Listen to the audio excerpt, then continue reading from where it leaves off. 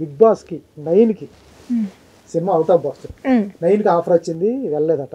ఇది ఎంతవరకు మీరు పోస్ట్ కూడా పెట్టినట్టున్నారు కదా? అవునండి. వచ్చిందా, వెళ్ళారా? వచ్చింది, అవకాశం వచ్చిందా? అవును, వచ్చింది. వెళ్దాం అనుకున్నాను. అది కూడా అనుకున్నారా? వెళ్దాం అనుకున్నాను అంటే ట్రై చేద్దాం అనుకున్నానండి. నాకు అన్ని ఇట్లా ఒకసారి ట్రై చేద్దాము అనే ఒక నేచర్ ఉంది నాకు.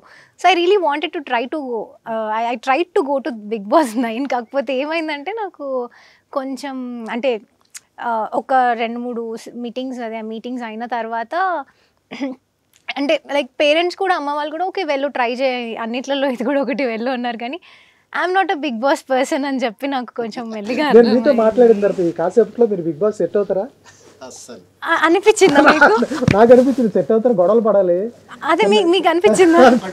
ఒకవేళ బిగ్ బాస్కి వెళ్తారని చెప్పింది ఒక్క రోజే సార్, 1 డే బయటకు వచ్చేస్తారు అంతే. 1 డే అంటే మా మదర్ కూడా ఏంటంటే వెళ్ళు ఒక 2-3 వీక్స్, ఎన్ని రోజులు అంటే అన్ని రోజులు ఉండేసినా అన్నారు. కానీ వెళ్ళడానికి అలా ఏం కాదు. అదే అండి, ఇంకా Bigg Boss is not my cup of coffee అని అర్థమైంది. మీ దగ్గర నుంచి బిగ్ స్టేట్మెంట్ రాబోతుందని నెట్లో చదివాను, ఏంటది? బిగ్ స్టేట్మెంట్ అనౌన్స్మెంట్ నాకేం తెలియదు. ప్రస్తుతం తమిళ్లో చేస్తున్న హీరోయిన్ తమిళ్లో చేస్తున్నాను అంటే నా నుంచి అంటే ఆల్రెడీ అది అఫీషియల్ గా బయట వచ్చేసిందండి. తమిళ్లో ఒక మూవీ చేస్తున్నాను యాజ్ ఎ హీరోయిన్ గా. సినిమా పేరు లవ్ ఓ లవ్ అని చెప్పేసి. నేను చెప్పినట్టు నాకు అన్ని జానరస్ ట్రై చేయాలని ఉంది. సో అది కూడా ఒక మంచి స్టోరీ.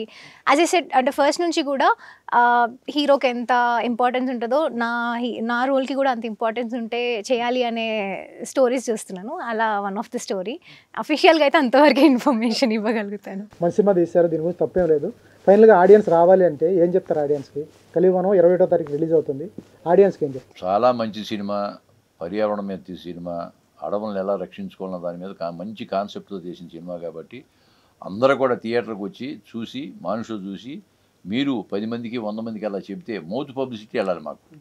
మనం ఎన్ని ఛానల్ చేసినా ఛానల్ ఎంతమంది చూస్తారో తెలియదు. అయితే మా అమ్మాయికి చూసిన వ్యూస్లో 36 కోట్లలో కనీసం ఒక 5 కోట్ల మంది అయినా వచ్చి మా సినిమా చూసేసారు. మా డైరెక్టర్ గారు చాలా కష్టపడి చేశారు. దానికి ఒక చిన్న సిచ్యుయేషన్ చెప్తానండి. జగిత్యాల దగ్గర మనకి చేసాం కదా, సారంగపూర్ అడవిలో చేసాం కదండి, అడవులో చేసాం. 5 పిల్లలుగా చిన్న పిల్లలు, ఆ పిల్లలు చాలా అద్భుతంగా చేశారు. ఒకళ్ళ మించి ఒకళ్ళు వాళ్ళ పక్కన చేయాలని నేను కూడా భయపడ్డా, అంత బాగా చేశారు పెర్ఫార్మెన్స్.